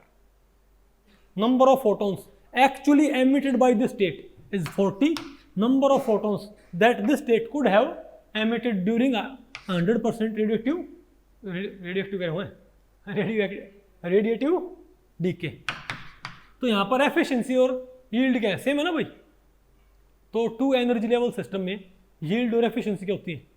लेकिन आपको पता है हार्डली कोई सिस्टम क्या होता है 2 लेवल सिस्टम होता है ना भाई। तो आइडियल सिस्टम है भाई। मोस्टली हर एक रियल सिस्टम में क्या होते हैं? Multiple energy levels. मैं समझे बात? तो कभी यील्ड और एफिशिएंसी बराबर नहीं होते। ध्यान रखियो, यील्ड सैंपल का होता है, एफिशिएंसी स्टेट की होती है। बात आपको पहले पड़ गई? ठीक। तो अब एक काम करें भाई, अब मैं एक और सिस्टम देखता हूं भाई। अब हम एक और सिस्टम देखते हैं और यहां पर आपको मालूम पड़ेगा कि यील्ड और एफिशिएंसी कैसे डिफरेंट होती है। ठीक है बात। अब एक काम करो आप, ये मानो आप, ये एक सैंपल इस बारी भाई, इस पे पड़ते हैं 100 फोटोन। कितने? नहीं 100 फोटोन पड़ते नहीं। ये भी क्या करता? 100 फोटोन क्या करता है ये? अरे भाई ये 100 फोटोन क्या करता है? ये 100 फोटोन इसने एब्जॉर्ब कर लिए और इसने एमिट किए सिर्फ 25 फोटोन। कितने भाई? 25 फोटोन नहीं बल्कि 30 फोटोन। कितने भाई? 30 फोटोन से एमिट किए। एब्जॉर्ब किए 100, एमिट कितने किए? 30। बताओ इसका यील्ड कितना है? यील्ड क्या है? 30/100, 0.3 यील्ड इसका। और परसेंटेज में 0.3 100 से मल्टीप्लाई कर लो, 30% आ गया ना भैया? नहीं आ गया आपको? लेकिन ये मानो कि जो सैंपल है ना, ये मल्टीपल एनर्जी लेवल वाला सिस्टम है भाई। मैं इसको सिंपल सी के लिए मैं इसमें 3 लेवल मान लेता हूँ। लेवल तो बहुत सारे होंगे, लेकिन मैंने क्या मान लिया? सिर्फ 3 लेवल सिस्टम। तो ये मानो जो इसमें पार्टिकल हैं इनके 3 एनर्जी लेवल हैं, E1, E2 और E3। बात आपको पहले पड़ी? तो जो 100 फोटोन एब्जॉर्ब हुए ना, उन्होंने पार्टिकल्स यहाँ से यहाँ भेज दिए। कहाँ से कहाँ भाई? E1 से E3 भेज दिए। नहीं आएगा आपको? पक्का आ गया? अब मानो भाई, अब ये मानो E3 में से तो 100 पार्टिकल्स कहाँ से कहाँ पहुँच गए? यहाँ पहुँच गए ना। अब ये मानो 100 में से क्या भाई? 100 में से 50। कितने भाई? मानो 100 में से मानो भाई आप 60, बल्कि क्या मतलब भाई 60। ये मानो 100 में से जो 60 है, कितने? 100 में से 60 नहीं, 100 में से 40। 100 में से भाई 100 में से 40 क्या हो गए? 100 में से मानो भाई 60 कहाँ आ गए? यहाँ पर कहाँ आ गए भाई? 100 में से 60 भाई, 100 में से 60 यहाँ पर आ गए भाई। 100 पार्टिकल्स यहाँ बैठे हैं। नहीं आपको भाई? 100 पार्टिकल्स यहाँ बैठे हैं कि नहीं बैठे? ओके। और ये मानो भाई जो 40 है, बचे कितने? यहाँ भाई बचे कितने यहाँ पर? 40 पार्टिकल्स मर खप गए। 100 में से 40 क्या हो गया भाई? 100 में से 60 तो कहाँ आ गए? E3 में से E2 में आ गए। और 40 कहाँ आ गए बताओ भाई? जो 40 पार्टिकल यहाँ थे ना, यहाँ पर कितने पार्टिकल? 100। 60 तो कहाँ पहुँच गए? नॉन रेडिएटिवली 60 तो कहाँ आ गए? यहाँ पर आ गए। ठीक है। और 40 क्या मान लो? 40 में से कुछ तो क्या आ गए? 40 में से कुछ तो क्या आ गए? नॉन रेडिएटिवली कहाँ पर आ गए? यहाँ पर आ गए। नहीं बात आपको पहले पड़ी? और कुछ है कहाँ चले गए भाई? क्विंचिंग, जो क्या है क्विंचिंग सेंटर्स क्या है? इम्प्योरिटीज उन्होंने खोस लिए, छीन लिए। नहीं बात आपको पहले पड़ी भैया? अरे भाई 40 में से ये मानो कुछ की एनर्जी, कुछ तो क्या हो गए? नॉन रेडिएटिवली कहाँ पर आ गए? यहाँ पर आ गए। और कुछ क्या हो गए? अपनी एनर्जी किसको प्रोवाइड कर गए? क्वेंचर्स। मतलब भाई एक तरह से 40 क्या वेस्ट हो गए? 40 तो क्या हो गया? पक्का भाई? भाई हालांकि मैंने यहाँ से क्या मान लिया? मैंने सारे का सारा क्या मान लिया? यहाँ से मैंने इस लेवल से सारे का सारा क्या मान लिया है? Non radiative decay. लेकिन मैंने भाई नॉन रेडिएटिव डीके 3 कैटेगरीज में बांट दिया है। एक तो 40 तो 60 तो कहाँ गए E2 में, 40 बच गए ना, 40 में से कुछ कहाँ गए E1 में चले गए भाई नॉन रेडिटिवली, और कुछ कहाँ चले गए बताओ भाई, क्वेंचिंग सेंटर ने छीन लिया उनको, नहीं बता आपको पहले पड़ गया। तो बताओ भाई इसमें से तो 40 तो टोटली वेस्ट है, अब इसमें से 60 है यहाँ पर, यहाँ कितने बताओ भाई 60, अब 60 में से मानो 30 तो कैसे आ गए यहाँ पर, 30 तो यहाँ पर कैसे भाई, ये कहते हैं नॉन रेडिटिव, अब 60 में से 30 तो क्या आ गए, और इसमें से 9 और 30 कैसे आ गया यहाँ से बताओ भाई, रेडिटिवली 30 नहीं आ गया आपको। तो ओवरऑल कितने फोटो निकले, मैं इसी को मैच कर रहा हूं, कितने फोटो निकले टोटल 30 भाई, नहीं बता आपको पहले पड़ी। तो इस पूरे सैंपल का यील्ड क्या है, ये इतना सिंपल है तब मामला ये, मैं आपको समझाने ट्राई की भाई, क्यों भाई 100 पार्टिकल यहां पहुंचे थे, 100 में से 40 तो क्या हो गए यहीं से कहां चले गए, नॉन रेडिटिवली और लेवल्स में चले गए कहीं पर, नहीं आ गया आपको। बचे कितने 60 कहाँ आके बैठ गए यहाँ पर।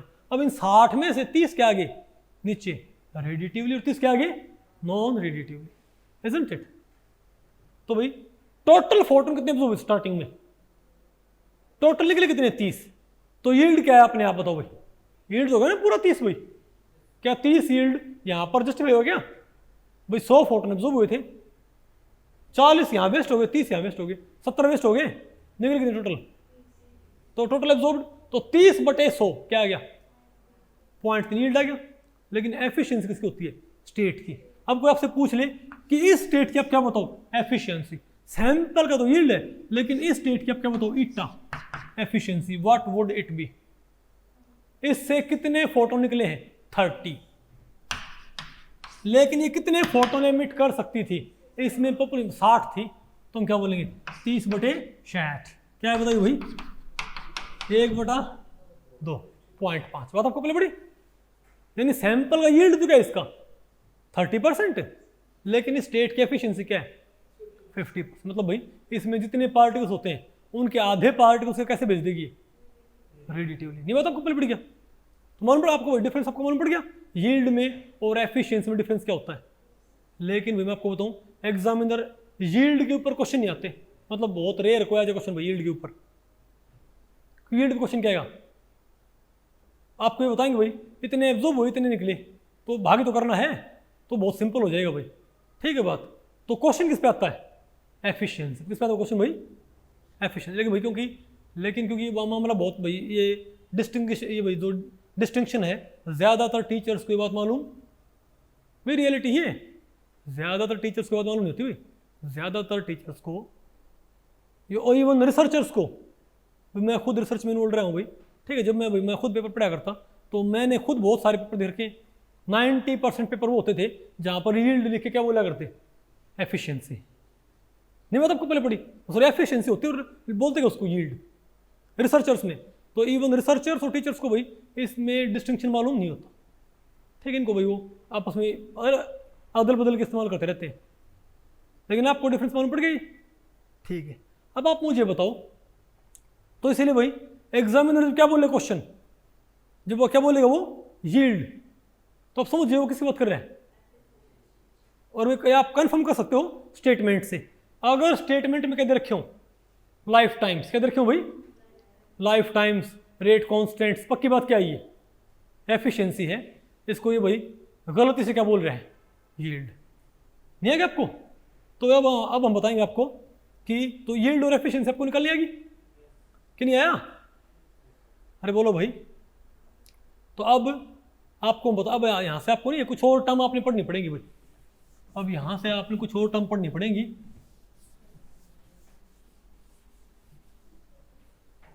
तो बताओ क्वांटम एफिशिएंसी क्या होती है। मैं भाई एफिशिएंसी पढ़ा के फिर उसको भाई थीटा से रिप्लेस कर, फाई से रिप्लेस कर देंगे, ओके नहीं आएगा आपको भाई। तो क्वांटम एफिशिएंसी क्या होती है बताओ, व्हाट इज क्वांटम एफिशिएंसी, बेटा क्या होती है, क्या बेटा एफिशिएंसी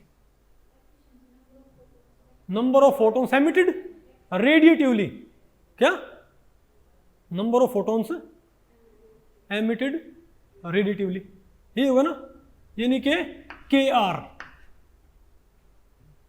रेडिएटिव एमिशन की रेट। भाई क्या होता है ये, ईटा क्या होता है, radiative emission by total emission. अरे भाई आपने क्या कहा था, 30/60 कितना, किसी स्टेट में क्या है 60, किसी में क्या है 60 पार्टिकल है, 20 आ गए रेडिएटिवली, 40 आ गए नॉन रेडिएटिवली, ठीक है। एफिशिएंसी क्या है ये बताओ, 20/60, 60 किसे आता है 40 + 20 से, एफिशिएंसी क्या होती है 20/40 + 20, यानी कि radiative rate divided by non radiative plus radiative. तो क्या होता है ईटा, के R by K R plus के एन आर, टोटल रेट। तो के आर प्लस के एन आर क्या है, टोटल रेडिएटिव रेट कांस्टेंट। अरे टोटल रेडिएटिव रेट नहीं आएगा आपको, ये नहीं पता आपको, पहले पढ़ी, ठीक है। तो के आर क्या, के R by K R plus के एन आर होगा ना, ये क्या होता है एफिशिएंसी फॉर्मूला, क्या हमारे पास सिंपल फॉर्मूला, ठीक है।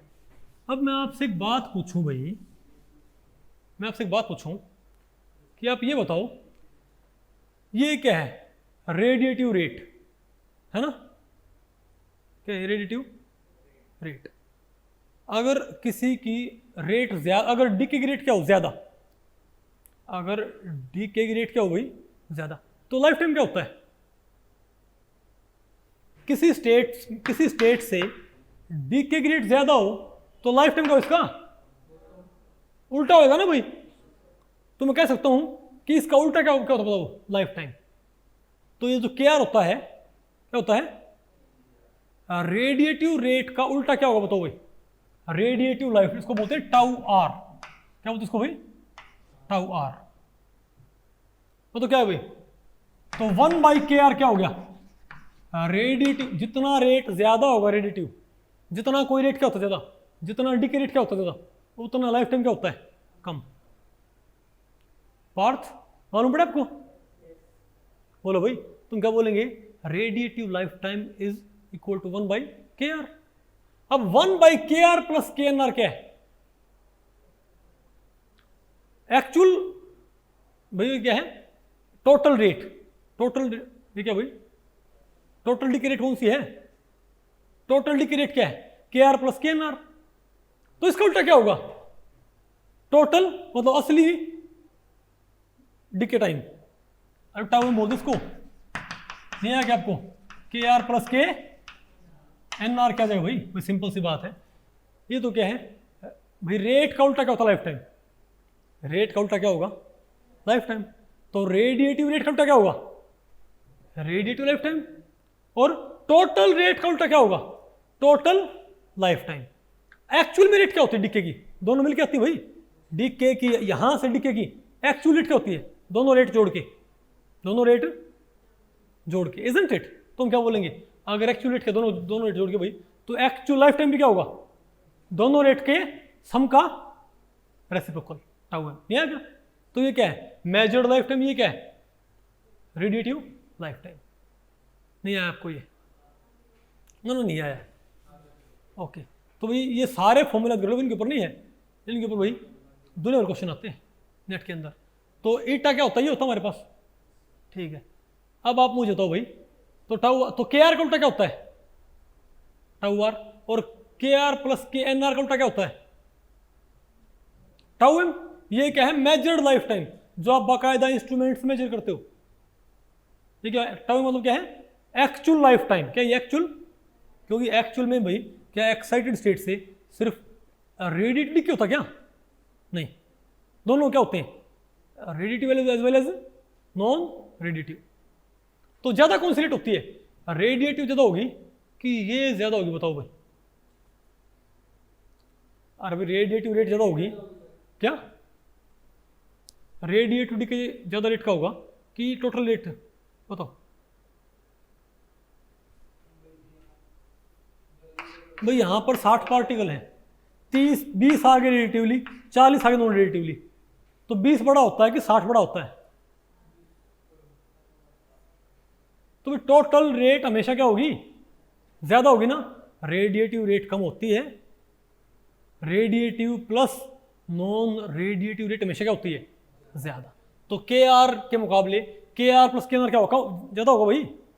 तो ज़्यादा होगा तो मेजर्ड लाइफ टाइम हमेशा क्या होगा, ये नंबर बड़ा होता है कि ये नंबर बड़ा होता है, ये नंबर क्या होगा, ज़्यादा होगा। तो टाउ एम क्या होगा, हमेशा टाउ आर से कम, नहीं है क्या आपको। तो लाइफ टाइम आपसे भी कई तरीके से पूछ सकता है। एक तो एग्जामिनर आपसे नहीं, क्वांटम एफिशिएंसी आपसे ये पूछ सकता है भाई कि क्या बोल दे कि किसी स्टेट से रेडिएटिव रेट कांस्टेंट ये है और नॉन रेडिएटिव रेट कांस्टेंट ये है, तो आपने क्या करना बताओ, रेडिएटिव रेट कांस्टेंट को भाग कर दियो रेडिएटिव और नॉन रेडिएटिव रेट कांस्टेंट के सम से। आगे आपको ये ठीक है। अगर आपको ये ना बताए कि भाई ये क्या क्या है और आपको क्या बता दे कि किसी स्टेट का मेजर्ड लाइफ टाइम ये है और रेडिएटिव लाइफ टाइम ये है, तब बताओ क्या होगा। तो के आर को आप क्या पुट करो, के आर क्या पुट, तो के आर क्या आ गया 1/टाउ आर और के आर प्लस के एन आर क्या जाएगा 1/टाउ एम। यहां पुट करोगे क्या हो जाएगा, फ्लिप हो जाएगा भाई, क्या हो जाएगा बस ये इसकी वैल्यू यहां से के आर यहां से निकाल के और ये वैल्यू यहां से यहां पुट कर दो, तो इटा क्या जाएगा eta tau M by tau M by tau R नहीं है क्या। तो कोई ये कह दे कि किसी स्टेट कोई आपको ये के आर के ये ना बताए, आपको नहीं बता, आपको पहले पड़ी, और सिंपली क्या बता दे आपको, ये बोल दे कि किसी स्टेट का लाइफ टाइम क्या है 5 मिली सेकेंड, क्या कह दे किसी स्टेट का एक्चुअल लाइफ टाइम क्या है 5 मिली सेकेंड, और कहता है इसी का रेडिएटिव, अच्छा इसको भाई टाउ बोल देते सिंपली, या तो क्या होता है टाउ या टाउ एम, या अगर सिंपल टाउ या टाउ एम दे रखा तो क्या है मेजर्ड, सिंपल टाउ या टाउ एम तो क्या हुई मेजर्ड। अब टाउ आर या टाउ ओ हो, टाउ नॉट तो क्या होता है ये रेडिएटिव। इंट्रिंसिक लाइफ टाइम या इंट्रिंसिक बोले इसको या क्या बोले इसको रेडिएटिव, एक ही बात है। ये कितना मतलब बताओ भाई 7 मिली सेकेंड, बताओ क्या इसकी एफिशिएंसी स्टेट की एफिशिएंसी बताओ भाई। टाउ एम दे रखा, टाउ आर दे रखा है 5/7 देता है आपको, 5/7 क्या है इसकी एफिशिएंसी, नहीं है क्या आपको। तो एक तो फॉर्मूला ये हो गया, एक फॉर्मूला ये हो गया, ठीक है। और क्या फॉर्मूले हैं तो एफिशिएंसी के सारे फॉर्मूले निकाल लो। अच्छा 2 फॉर्मूले एक्स्ट्रा रखे हुए, कई बार अगर क्या बता दे आपको रेडिएटिव रेट और आपसे क्या पूछ ले रेडिएटिव लाइफ टाइम, उल्टा कर दियो, नहीं है क्या आपको। और बताओ भाई, तो एक तो ईटा ये आ गया, एक ईटा ये आ गया है ना, और बताओ ईटा का कोई और फॉर्मूला बन सकता है, बिल्कुल। आप ये बताओ 1/KR, क्या मैं ईटा को KR बाई ऐसे लिख सकता हूं क्या, अरे भाई तो था ही ना, क्या मैं इसको KR into 1/KR plus KNR लिख सकता हूं क्या ईटा को मैं ऐसे लिख दूं भाई, सेम चीज है ना। अब 1/KR प्लस KNR क्या होता है टाउ एम, क्या होता है भाई टाउ एम, यानी कि एक क्या है मेरे पास टाउ एम या टाउ, यानी कि अगर आपको क्या बता दे कोई रेट कांस्टेंट, कोई आपको क्या बता दे रेडिएटिव रेट कांस्टेंट, क्या रेडिएटिव रेट कांस्टेंट, और क्या बता दे मेजर्ड लाइफ टाइम, तब भी क्या देगा क्वांटम एफिशिएंसी, जिसको एग्जामिनर क्वांटम यील्ड बोलेगा, क्या समझे भाई, आएगी क्या हमारे पास क्वांटम एफिशिएंसी, जिसको एग्जामिनर ने क्या लिखा हुआ पेपर में, पक्की बात है 99% चांसेस क्या होगा क्वांटम यील्ड बोला होगा, ठीक है, नहीं आपको। अच्छा और भी कोई फॉर्मूले बनते हैं। अब अगर एग्जामिनर ने आपको भाई, तो अगर आपको क्या बता रखा है radiative rate non radiative rate, तो क्या हम यहाँ वैल्यू पुट कर देंगे, क्या जाएगी एफिशिएंसी। अगर क्या बता रखा हो measured life time, radiative life time या इंट्रिंसिक लाइफ टाइम, रेशो कर आगे भैया। अगर क्या बता रखा हो रेडिएटिव रेट कांस्टेंट और साथ में मेजर्ड लाइफ टाइम, मल्टीप्लाई कर दो, आ जाएगा आंसर भाई। अब अगर आपको क्या बता रखा हो नॉन रेडिएटिव रेट कांस्टेंट, मतलब आपको KNR बता रखा हो, क्या अगर आपको भाई KR नहीं KNR बता रखा है, तब कैसे सॉल्व करोगे इसको भाई। अगर आपको KR नहीं KNR बता रखा है, तब आप एफिशिएंसी कैसे निकालोगे? हाउ हाउ हाउ बताओ। तो ईटा क्या था भाई, क्या था ईटा? के आर भाई के आर प्लस के एन आर। दोनों साइड एक एक से भाग रही हो, दोनों साइड डिवाइड भाग करो भाई एक एक से। क्या करो भाई, यहां भी 1 माइनस दिस 1, कोई दिक्कत नहीं ना आपको भाई? 1 माइनस ईटा। अरे भाई ईटा क्या होता है, ये होता है ईटा। दोनों साइड क्या करो, एक में से क्या करो सब्ट्रैक्ट। नहीं मतलब पहले पड़ी 1 माइनस दिस 1 माइनस दिस, नहीं आपको भाई? तो कोई हमको भाई यहाँ पर दिक्कत नहीं आनी चाहिए ना। ठीक काम करो, इसका एलसीएम लियो, इसका एलसीएम लो। क्या है नीचे? अरे भाई एलसीएम क्या जाएगा? तो 1 minus eta is equal to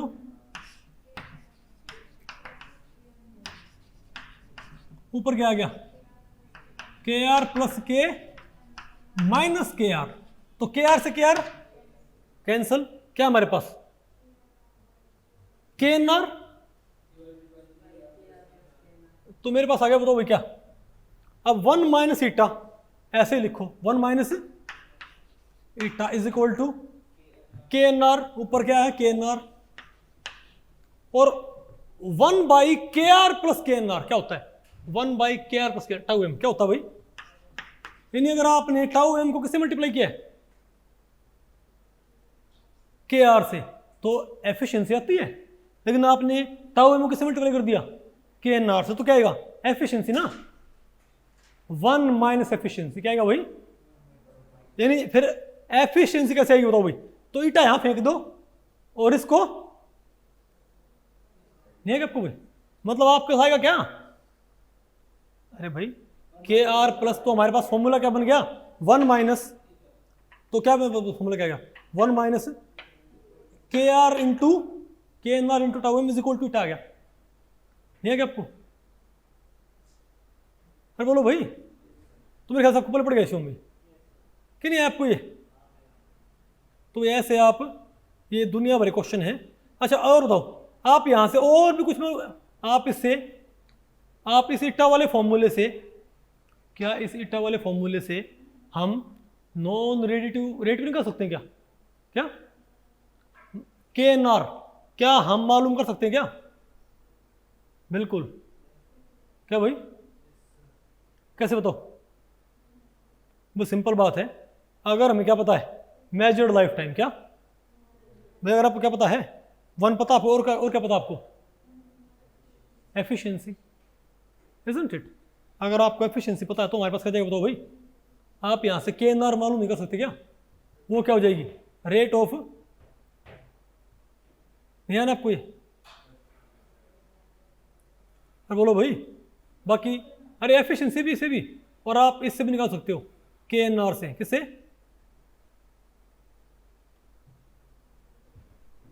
नहीं है क्या आपको ये? अरे भाई क्या आप रेट ऑफ नॉन रेडिएटिविटी क्या आप निकाल सकते हो क्या? के एन आर बताओ, इसके भी कई सारे फॉर्मूले बन जाएंगे। अरे एक फॉर्मूले से, जैसे आप ये बताओ भाई, आप ये बताओ टोटल रेट क्या आएगी? के आर प्लस के एन आर। इन्हें आप क्या करो? रेसिप्रोकल। नहीं है क्या आपको? अरे बोलो भाई, नहीं बल्कि ये फॉर्मूला ठीक है। कौन सा? तो मैंने बनाया था ये वाला फॉर्मूला। एक काम करो आप, ये जो फॉर्मूला कौन सा, क्या करो इसका? रेसिप्रोकल। तो क्या आ जाएगा? 1 बाई ईटा। अरे क्या आ जाएगा हमारे पास? ये 1 by eta is equal to K R plus K R by K R plus क्या?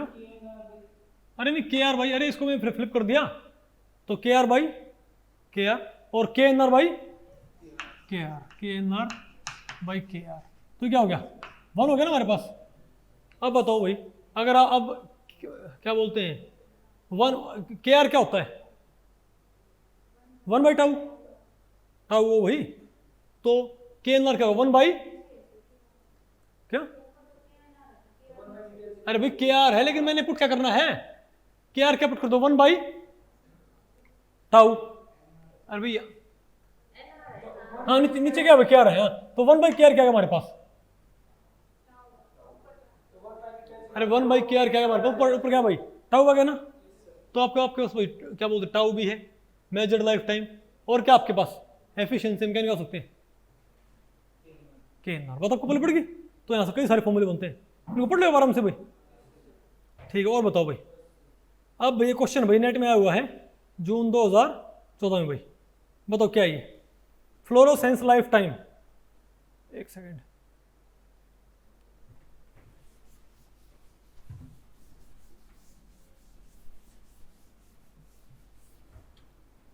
क्या भी क्वेश्चन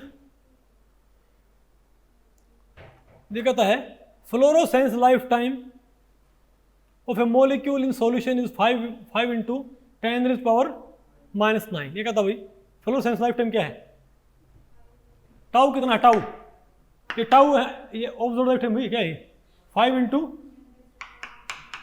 -9, ठीक है,